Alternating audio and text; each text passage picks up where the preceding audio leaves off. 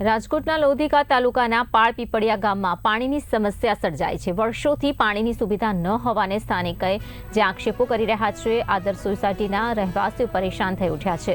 સ્થાનિકોએ રાજકોટ કલેક્ટર કચેરીએ આવેદનપત્ર આપ્યું છે અને રેલી કાઢીને મોટી સંખ્યામાં લોકોએ રજૂઆત કરી છે। તંત્ર પાસે પાણી સમસ્યા જલ્દીથી જલ્દી ઉકેલવા માટેની માંગ ઉઠી છે।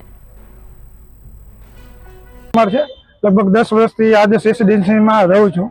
આજે જોઈએ તો 15 વર્ષથી આ રેસિડેન્સીના જે મૂળભૂત અધિકારો હોય, પાણીના, સ્ટ્રીટ લાઇટના કે ગંદકીના કે આપણે જોઈએ કે આરોગ્ય કેન્દ્ર હોવું જોઈએ, સ્મશાન ભૂમિ નથી।